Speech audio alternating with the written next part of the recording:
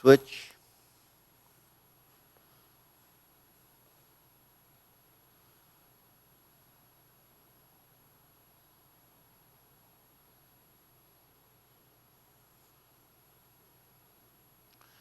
Switch.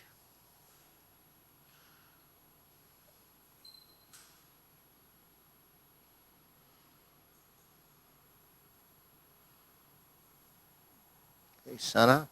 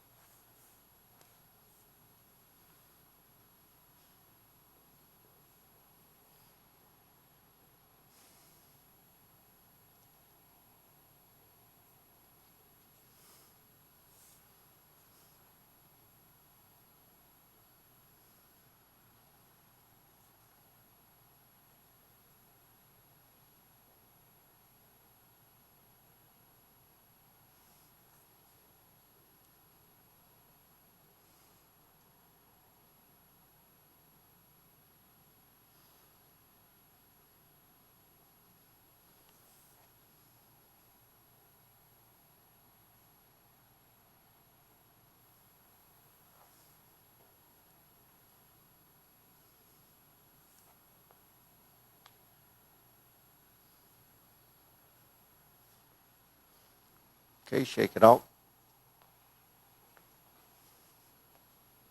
Okay, hands up. Deep breathing. Inhale. Exhale. Inhale. Exhale. Inhale. Exhale. Okay, hands in your waist. Shoulder roll.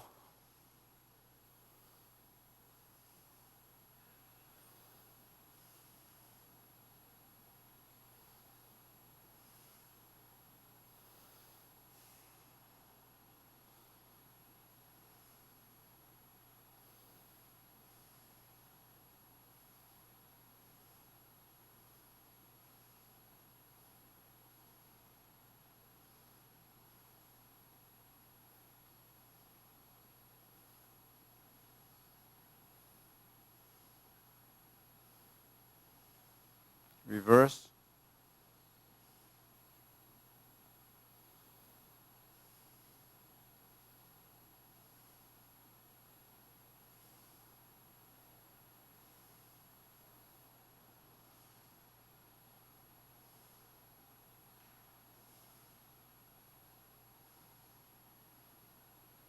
And center. Okay, press, release, exhale, inhale.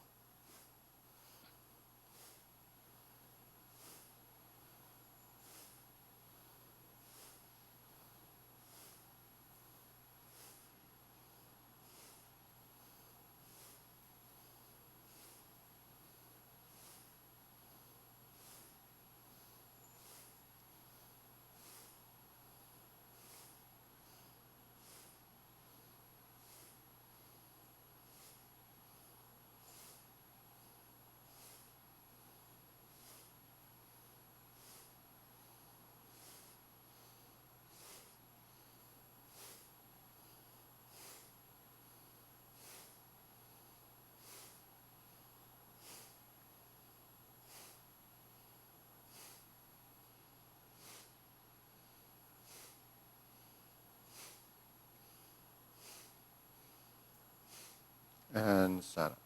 Deep breathing, inhale. Exhale. Inhale. Exhale. Okay. Inhale. Exhale. Okay, wrists, circular movements.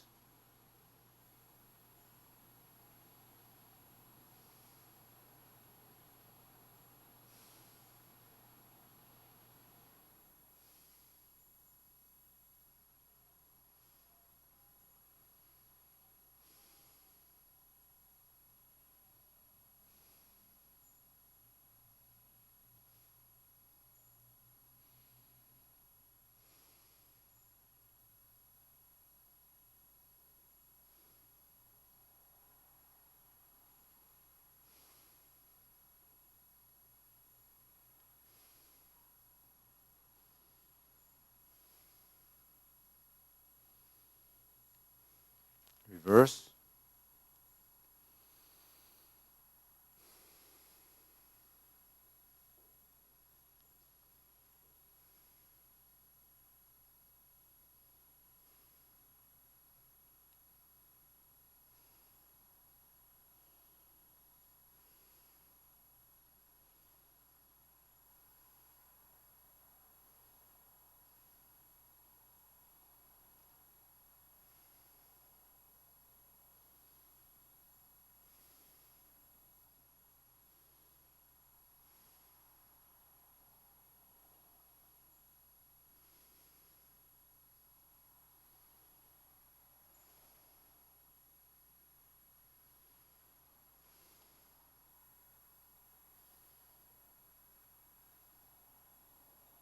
Okay, palms down, bigger circle.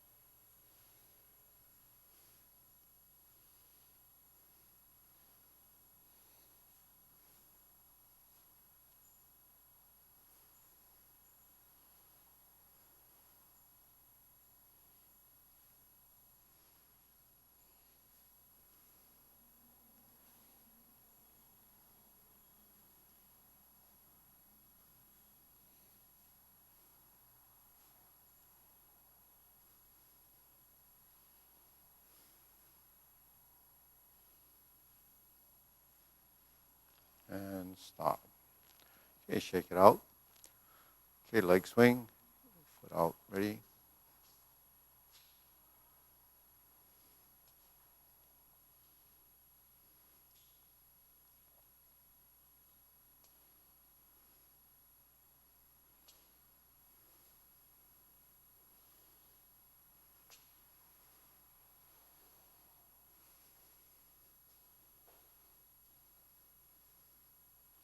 Switch.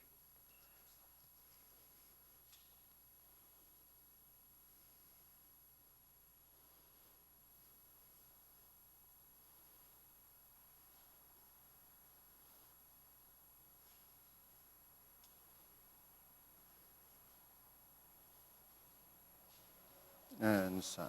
Okay, side to side.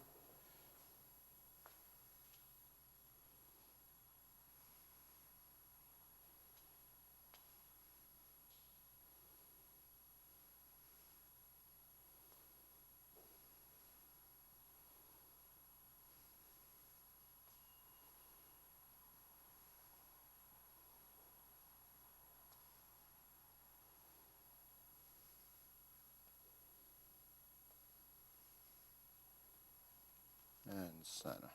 Switch.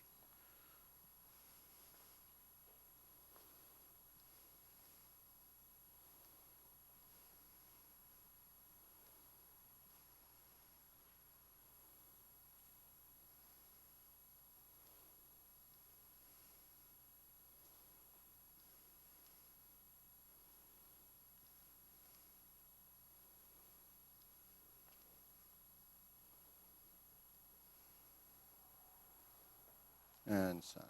Okay, shake it out. Deep breathing again. Inhale. Exhale.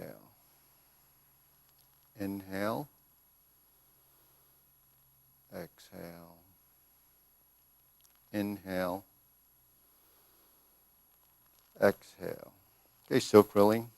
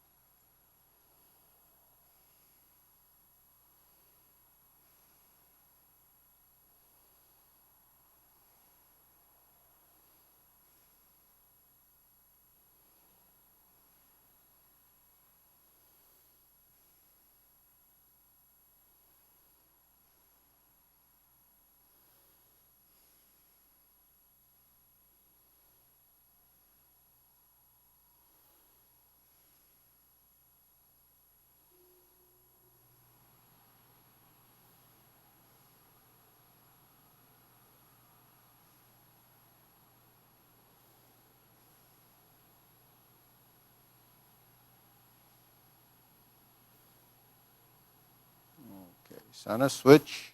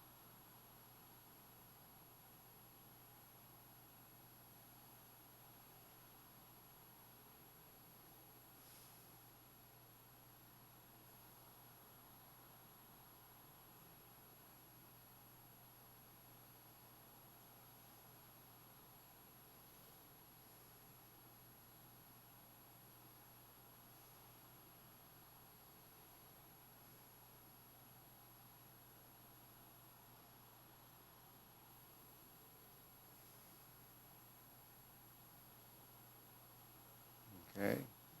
Open and close.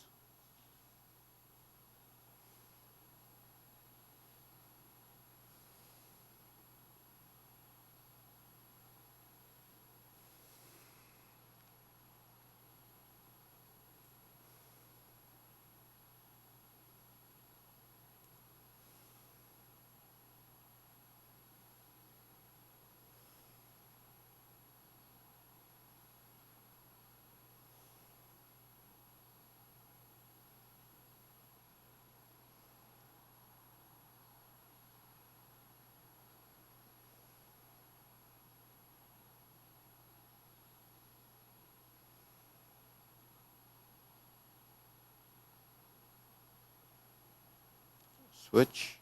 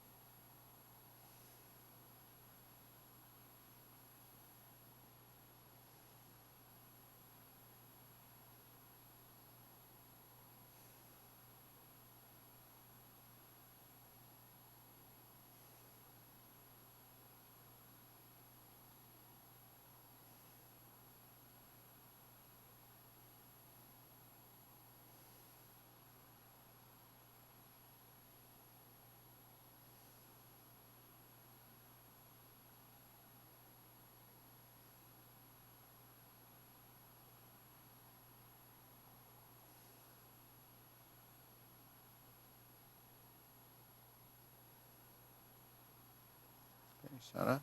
Circular movements.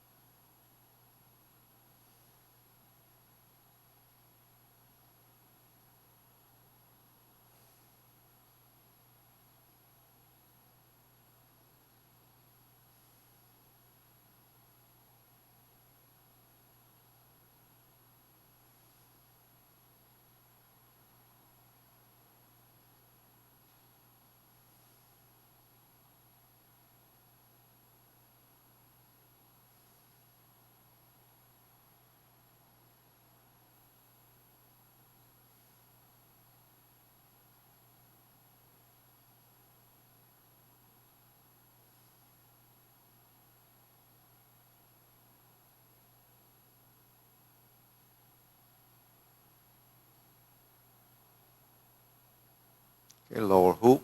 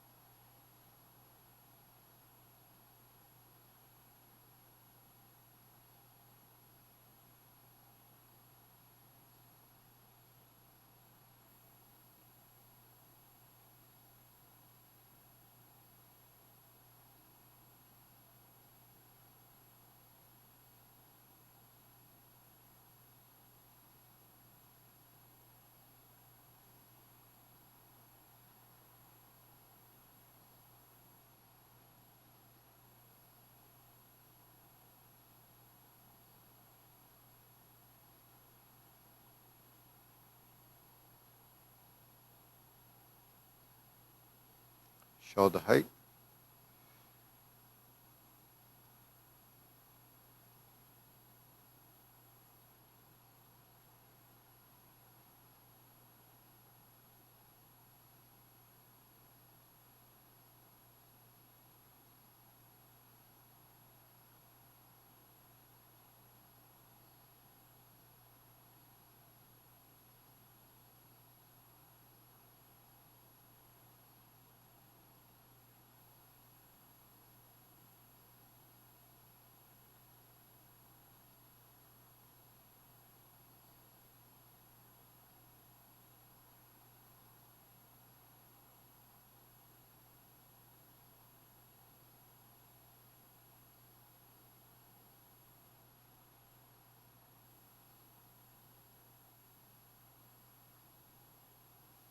Elbows down.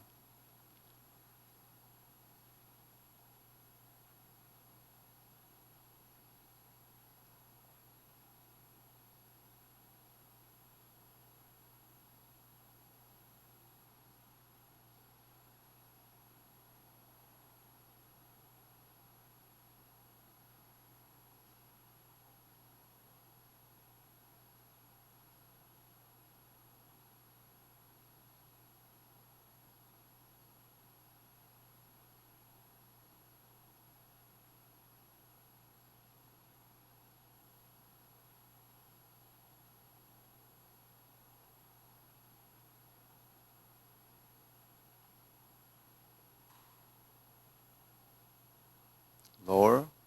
Palms down.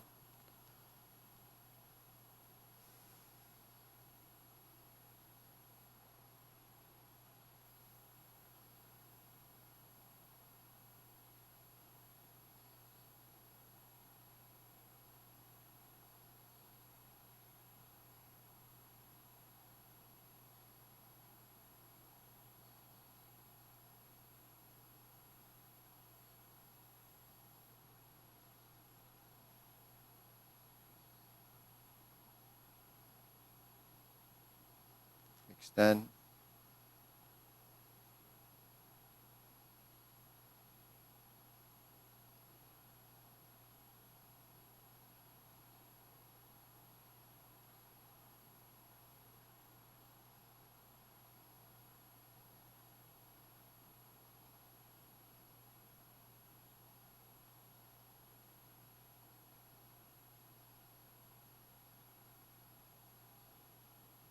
Okay, deep breathing. Inhale.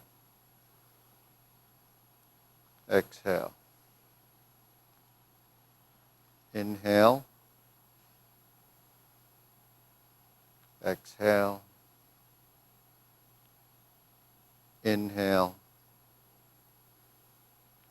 Exhale. Okay, part the horse's mane.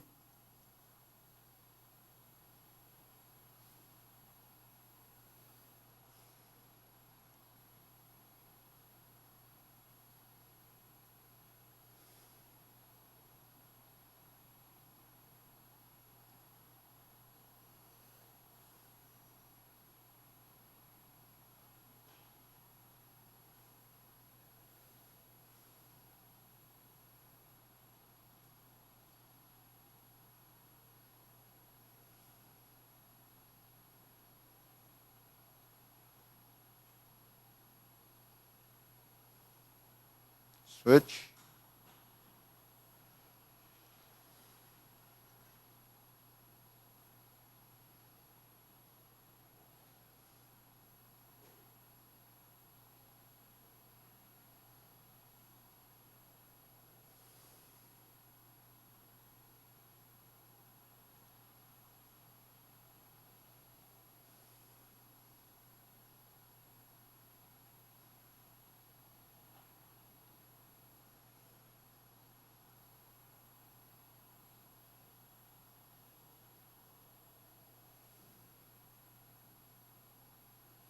Okay, Sana. Cloud hands.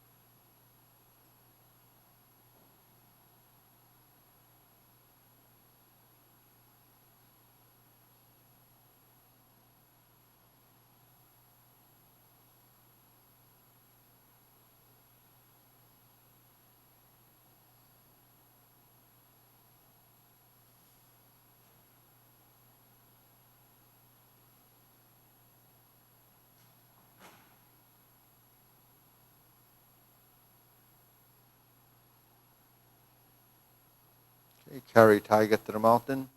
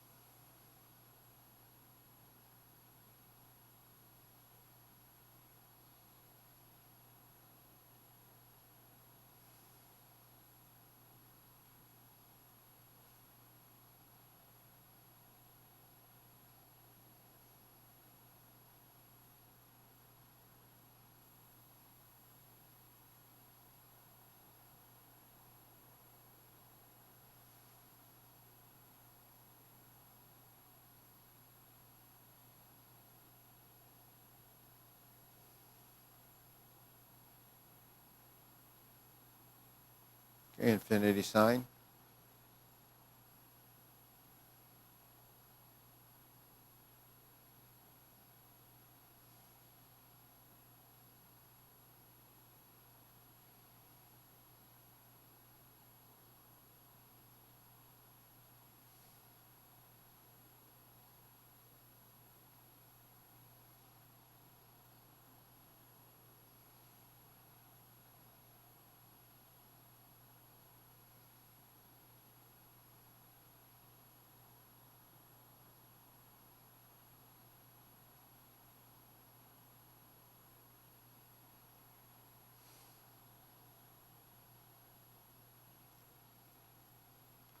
Okay, form the fist.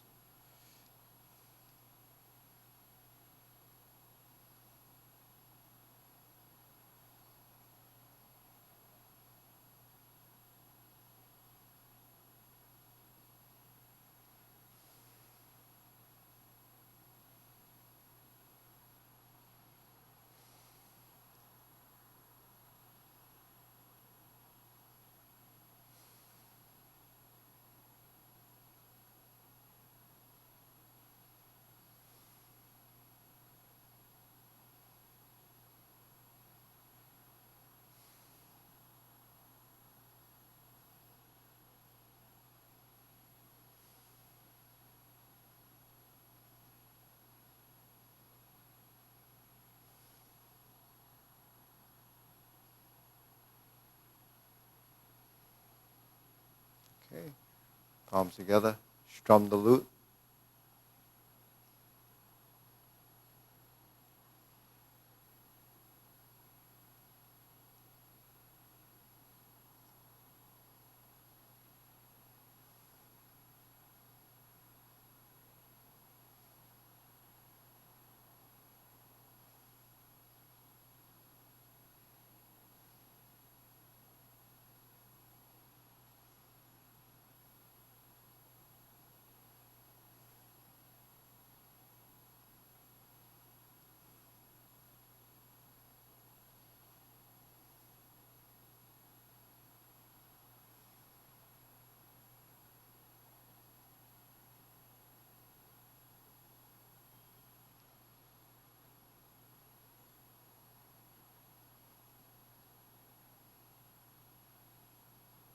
Return, draw the bow.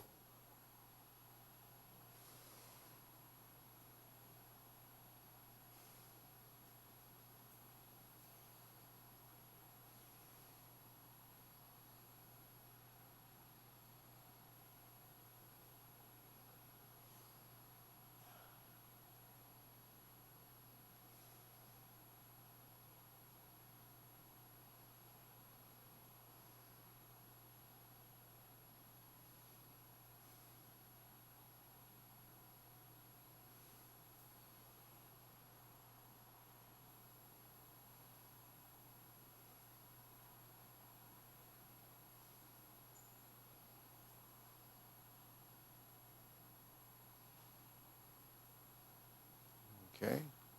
Fan through the back.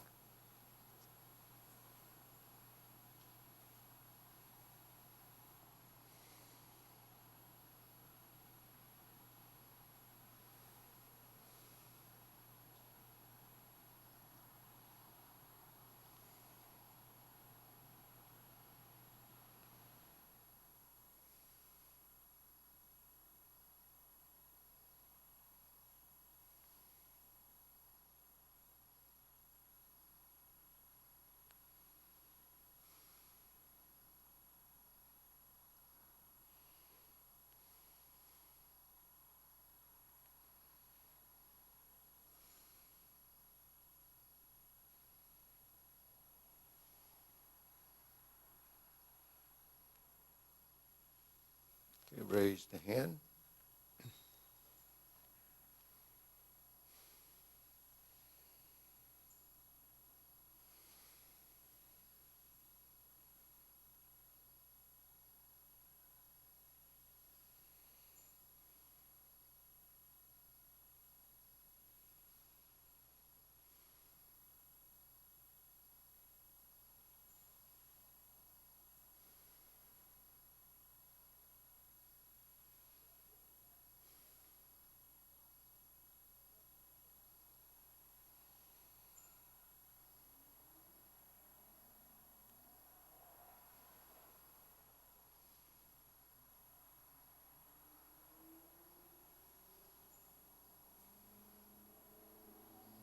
Okay, palms down, deep breathing. Inhale, exhale. Inhale, exhale, inhale, exhale. Okay, let's work the postures. We start feet parallel. Preparation. We're going to do the linear form, which is everything's facing the front. Left side, forward position, horizontal elbow, toe out. Shift your weight, step up, flip, stroke down, right side, grasp the sparrow's tail.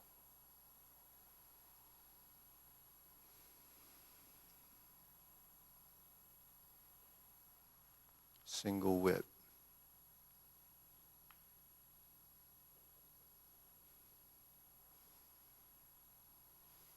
Hold the ball.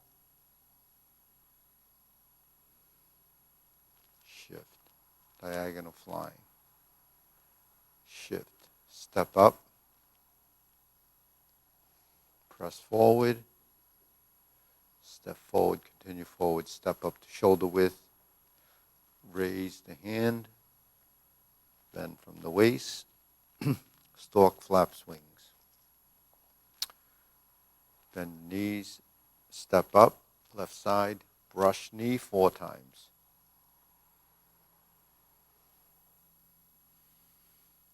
Second brush knee.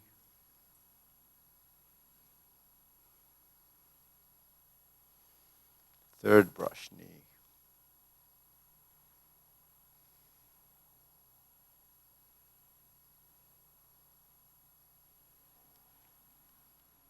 One more time. Go back to the right side. Twist step. Shift your weight. Once that's complete, we go to the left side neutral. Turn 45 degrees Turn the palm up, turn back to center. Lean forward. Shift your weight. Close the door. Form the fist. Draw back and punch. Sit back. Infinity sign. Out. In and out. Cross the arms. Leopard and tiger springs to mountain. Left side neutral. Turn. Lower the hands. Stroke out. Fist under elbow. Neutral position. Repulse the monkey.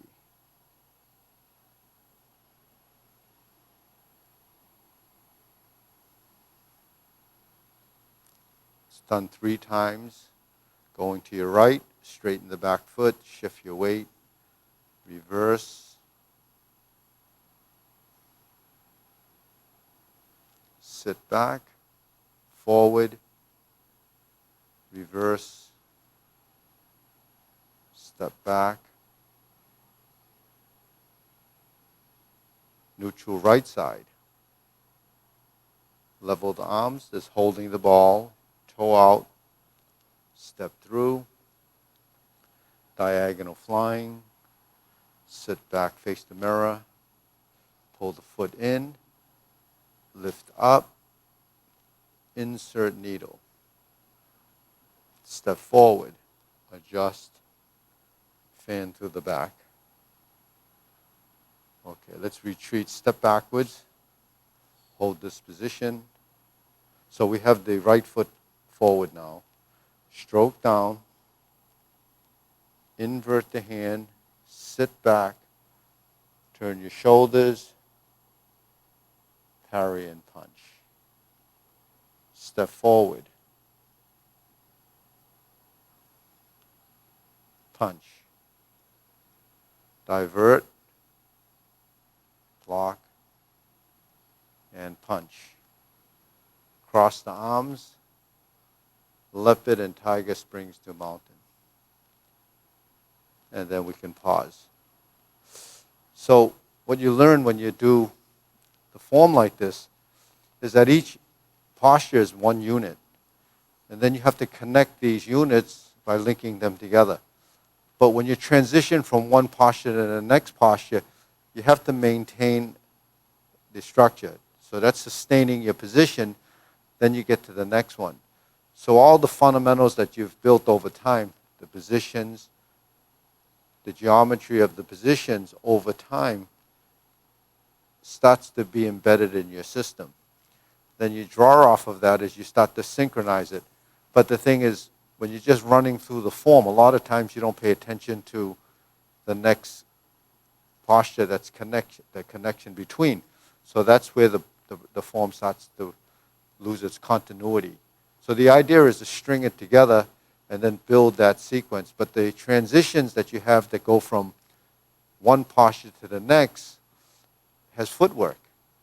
Now, if the concept is true that your arms and legs are working together and there's a relationship, then if you just step to the next posture, then it's not connected, right? So a lot of times when we're going through this, we have to realize, even in parry and punch, say, when we stroke down and we invert the hand, when we make our next movement, we have to sit back, form the fist, and then pass through the next position till you get to here. Then when you punch, pull back, divert, block, and punch, you have a connection there. Once you punch here, the next movement, really without any stepping, is just a transition where you go forward and back. Now when we move our hands to neutral again, then we have fist on the elbow. Once we get the fist on the elbow, we reset. Then we begin to go forward again, and then we start to tie that together. You see, so even though they're just individual units, if you don't connect through those transitions, then the substantia and insubstantia, which is your weight shift on the bottom and the passive active motions above, are not actually working together. They become separate units. So what ties all of those pieces together from the upper lower is your torso. So the torso, the tendency typically is to be fairly rigid. And the reason for that is not because, it just doesn't know. So the part of that is because we build habits. So the torso, the typical habit for a torso is to do really not a lot. It just stays as one piece, and you house all these vital organs in here, but it's not manipulated voluntarily. So voluntary movement is a motor skill. Anything that you do that requires a motor skill is a training or a learning. So what creates those movements on a voluntary action is really your brain. Your brain develops a program that's using it in simple terms, but that program is actually connecting the neurons and the synapses to your musculature. So those little switches up there that go on and off are creating a sequential event. And these sequences are actually programmed into the muscles, and the muscles know when to contract, when to release, when to contract, when to release. I mean, this has happened hundreds of thousands of times, for any individual movement. So that stuff gets programmed in there, and it becomes somewhat innate. It becomes part of your subconscious behavior, and you learn it. And then once you've learned it, depending on how you've learned it, it's really rough. And then you refine it.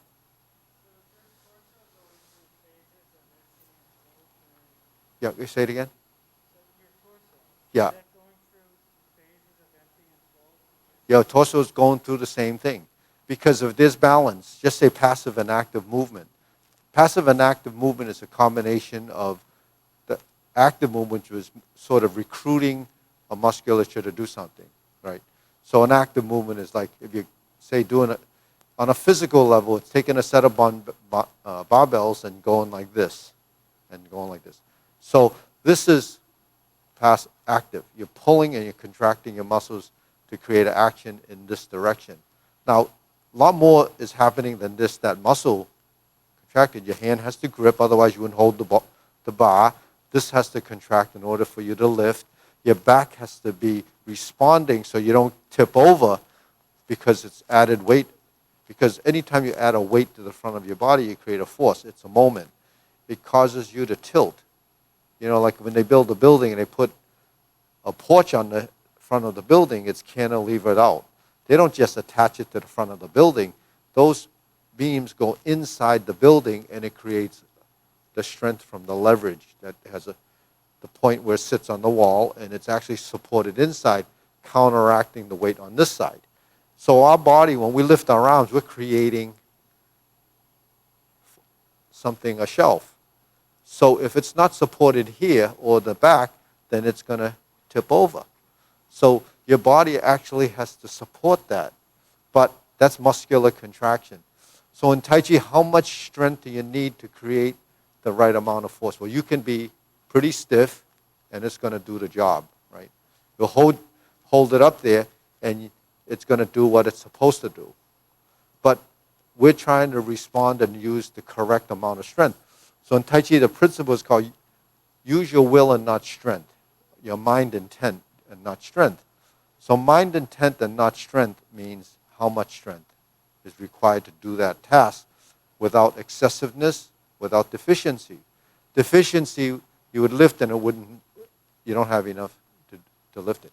You have enough here to lift it, but the body's not responding, so you start to tilt or collapse. Right? So your body will sort out all of these forces that are required to create the action, which is part of your proprioception and your sensory system, and intelligence, because part of your intelligence determines how much you need to do that. So that's really the whole struggle with learning Tai Chi. How do you soften it? How do you make it work so that it's integrated, so that it has balance, because balance is the principle of yin and yang. How do you create that balance consistently throughout the form because it's always changing. It's not set. If we just stand here, it's like we do, it's easy to, over time, begin to relax and clear your mind and focus. So that's meditation, it's qigong, it's standing cultivation. But what you're really doing is developing a muscle memory, the type of force required, and circulation. So you say, well, how do you create circulation? Through movement. So we create it through action. So when we stand in it, is there any action? There's always action, but the thing is, you have to be somewhat physically involved because there's always some type of tonus in your system, the muscle contraction that's ever so slight that's there, that doesn't allow your joints to fall apart. It doesn't allow you to fall over because you're conscious of it, because your mind says we have to stand up and not hit the ground, right? The only time you would hit the ground is if you lose your consciousness. That's what happens when you pass out. So we're always somewhat mindful of what's going on. But when it comes to movement, we're not always mindful of it because we don't know it. We're learning it. So during the learning phase, you're always using consciousness of what's going on. So you have to think about it. You have to try to roughly understand what's going on, and then you try to mimic it. And then most of the time, we're not even conscious of what's going on. We're just kind of looking and then copying. So when you copy like that, you're just making a carbon copy of the movement, but not necessarily know what's really going on. And that's, to take it to a really simple level, is like an infant. Do they know what they're actually copying? They don't really know, right? They just know that they see this and they do the same thing.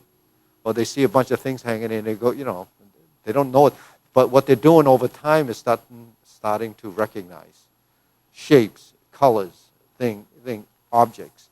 That's how we always learn in the beginning. So if you look at a posture as an adult, it's kind of an object. It's a position. And you look at it and you learn by visualization and, visual memory and all that stuff. So then that's how we build and build and build and build. So it does take time. The time element varies with individuals because it's perception. When we see something, we actually don't know what we're seeing. We're just trying to figure it out, copy it, until you bring in a principle, a concept of yin and yang, a concept of forward and backward, a concept of right and left. And then what happens with that? It becomes spatial. Now we're dealing with space and movement and time, right? So those elements have to come together to create the total transition and the image and so forth. So that's really the process. So that's why learning something like this is not something that's always popular, because the understanding and the process isn't understood, because we only look at it as a bunch of movements. So someone that just picks up Tai Chi would say, well, I've done that, but they didn't like it or whatever, they couldn't learn it. So it's really it's a discipline, but it does take a lot of time and effort. And the hardest part of learning something like this is learning to delete or break the habits you've already created over the lifespan of, the longer you've been here, the more habits you have created. So if you started a little bit earlier, you've interrupted the habit, those bad habits over time. So what's bad habits? Posture, imbalance in the musculature, lack of coordination from lack of integration, and it goes down the line as to why we would become dysfunctional as we age. It's just a matter of course of not doing it. Now, disease and all these other things have other effects on people. I'm talking about the average person that doesn't have a lot of these issues. So anyways, so let's go into, want to review that again, or you want to go to the next section? Okay, so we'll go over that again, all right? So we start off in preparation, okay? Lift. And if you're here, it's good to practice to see what your transitions look like. When I say shift, that means to go forward or backwards, but when we toe out and shift again, this is where you have to get your knee over your toe. That shift is critical to get your center of mass over that foot and also relax the lower part of your body. If you don't relax the lower part of your body, then you're not going to be as stable. Okay? So then we flip the hands and go to the other side. Now, while we did that and we twist, we're really facing that corner. And then we square up the hips, drop the hand, and then when we transition over to here, the torso is turning to the right, left, from the right, and then we're turning back to the right. Those subtle motions are actually part of how you're tying the upper body to the lower body. Now, if you do this slowly and you're in this position, and I make the transition from right to left, even though we just keep that as a simple term, when you turn from right to left, the lower body, you have to sit and your thigh is really working. So that's how we build strength in the legs, because Tai Chi is a weight-bearing exercise. Weight-bearing is something that just carries your load. And as you open your stance, and you open, you find a single whip position. It's 1, 2, 3, 4.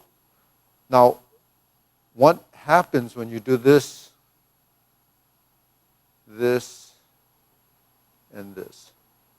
Because this is creating a motion and it changes your mass. Because this shape and this shape and this shape they're all different, but they're minutely different. So your body has to detect the difference in change through the legs into the ground, where there's a response of different pressures in the soles of your feet that tell you that when I shifted, my body had moved to a different position, and it has to calculate and respond to that position. Then when you go like this into the next position, you're ready for the next movement. Now here's a shift. There's a pause, that's an interim position. Then it comes to here. Here's a step. Here's a hand movement. Now I turn slightly to my left because I'm going to turn back to my right and then lift to center. You go to this position, to shoulder width, then you raise and lift the hand. Bend from the waist, stork flaps wings, and then everything drops. Okay. That's the first section of the form. So you can see that when you go through that, it's very mindful. You can't actually lose that train of thought because you're focused on each individual component. That's the mind-body relationship in something like this. Without the mind, the body wouldn't work. So they call it 用意不用力. Use your mind intent and don't use strength. But there is always strength. People that think that means don't use any strength, they do Tai Chi and they're flaccid. But there's no structure. So that's more just like relaxed movement without intent.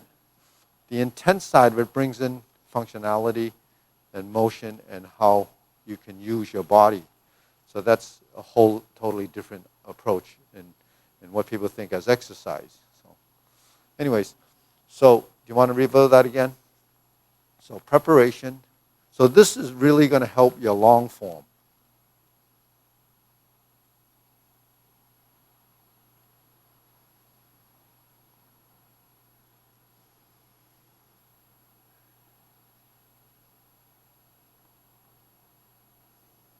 Now this is beginning style. You move from one side to the other, and then you go forward. Then you turn your body.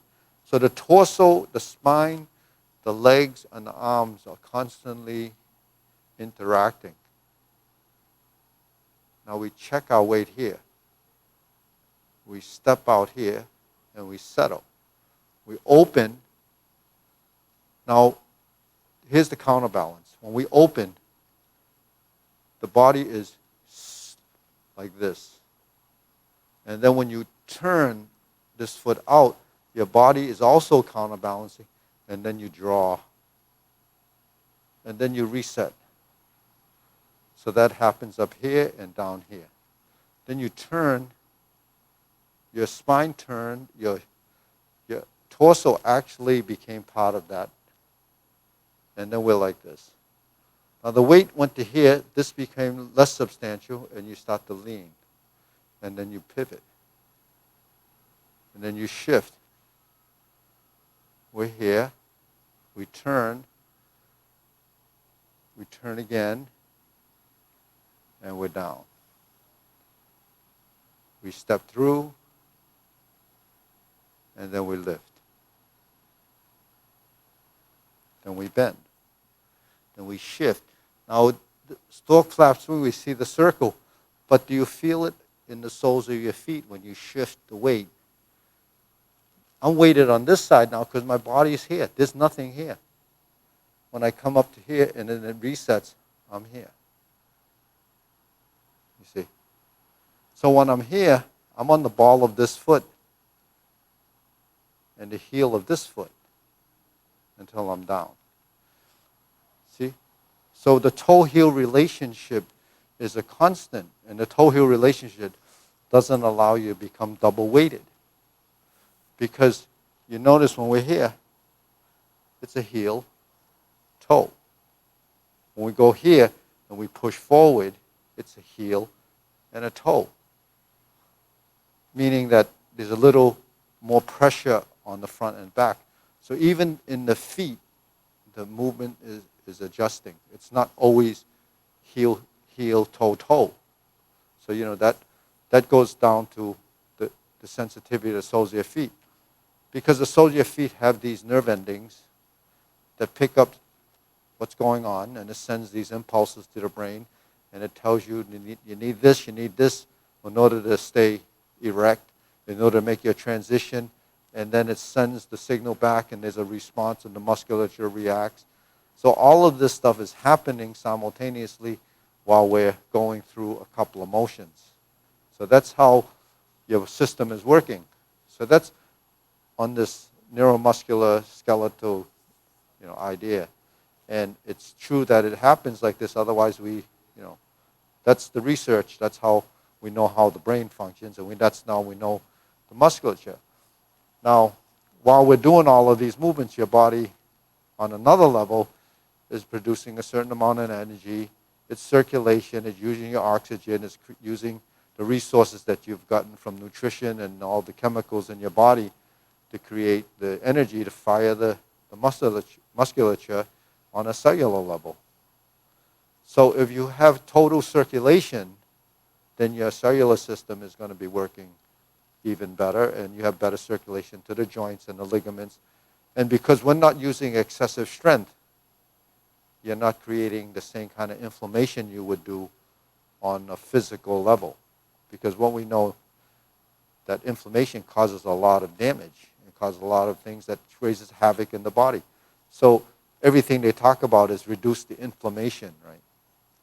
So your body knows how to compensate for that by, doing it this way, by not stressing your body, stressing your joints, utilizing the musculature overly. Because when you use your muscle, even in training, you have to damage the muscle to rebuild it.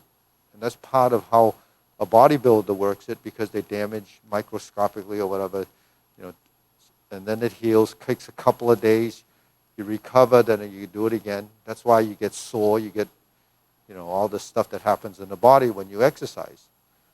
But it doesn't happen when you do Tai Chi.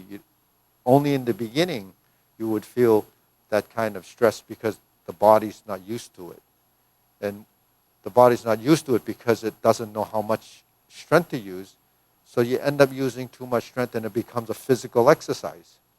When a movement should be, as you approach a level of intrinsic motion, then the movements are really generated from here and what's going on inside. That's what intrinsic motion is. So integrated motion becomes intrinsic. So that's all. What's that? Okay. All right, deep breathing. So that's the first section of the form. We could do that. We did that quite a few times today, just so you can kind of memorize it, doing it that way. We could work on the next section another time, but we'll go to long form now. Because long form is cross-training, learning longer sequences to keep it interesting. Because if we just did that for 4 months, you might not actually realize, you would get kind of bored doing it. So anyways, so let's go through the long form. This is really merely for sequence, and we can just flow through the movements.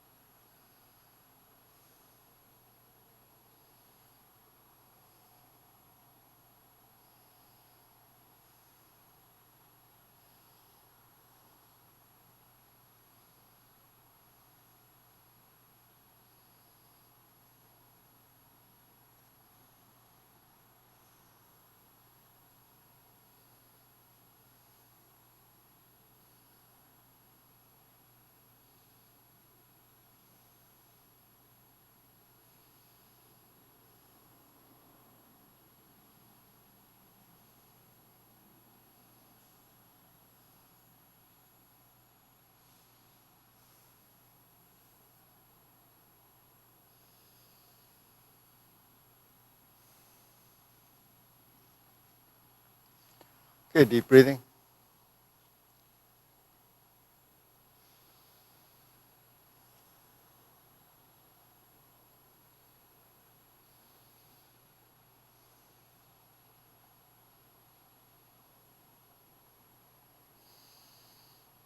Question? Yeah.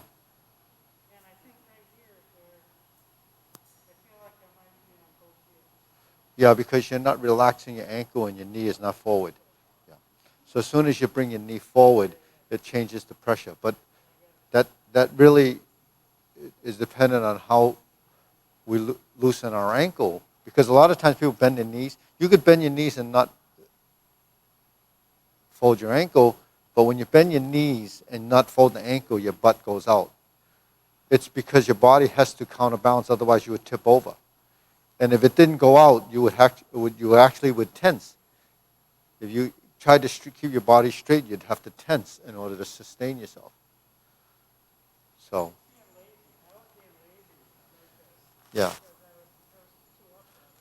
So laziness could be a habit, or it could be just not knowing. Because most people don't bend their ankles; they kind of walk, and then a lot of people don't bend their knees. And if you don't bend your knees, typically, then the knee joint starts to become much more rigid in a sense. But then, and you're never folding your knee to sit down or squat down, because people don't even go down. People go pick up something, they bend like this. They don't actually bend their knees and squat down. So a lot of cultures do a lot of things way, way down. So they don't have the knee problems that we have in this country, because we're used to sitting in chairs, driving, not using the knees the way we should.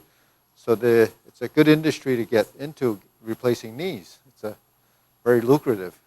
Knees and shoulders and hips. So, but the thing is, I met a neighbor one time, and he had knee replacements, and he played a lot of rough sports. And he says, "Oh, my knees are great now." He said, "I'd do it again. So I'm going to play hard and then just replace them again."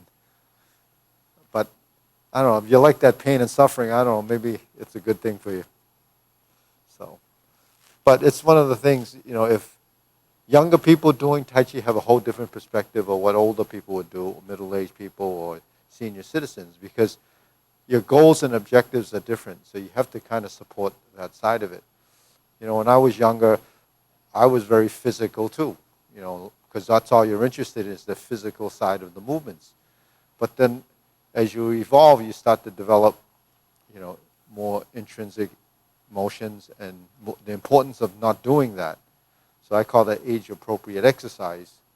But, when I was younger, that's what I was, focused on, is that side of it. That's why I was interested in physiology of exercise, anatomy, and those type of things. Then as I got older, when I was maybe in my 40s, my teacher, who was actually a Chinese doctor and herbalist, a bone specialist, an herbalist, so he wanted me to go back to study Chinese medicine, but I didn't have time. But anyways, as I got older, I started. Actually, I didn't realize how important that could have been till after 20 years of having the school. But so I actually look at a lot of these things still, from the. So I think differently from a different, from typical Tai Chi teachers, because I have a different background, and I have actually a different approach on things. So one of the things, one of the businesses I was in when I was younger dealt a lot with timing and function and that type of thing, because I had a system that I had designed, mainly working with timing mechanisms in a hydroponics type growing atmosphere. So timing, all that stuff became really important to me, because everything was about time. So that timing and ergonomics of efficiency of moving product became something that I did a lot for about 25 years. So that type of thinking really supports how we move, because ergonomics and supplementing that type of idea with timing and body mechanics really comes into play for efficiency of movement. In fact, when you're trying to build like ergonomics, and you learn to be, you want to be lazy. Lazy because you want to be as effortless as possible, and then turn that into productivity based on, even that type of ergonomic type thing, efficiency. When you deal with volumes of people, like in Hong Kong, the McDonald's, they had to do studies to see how many burgers they could put out as fast as they can when they get thousands of people coming for lunch, right? So anyways,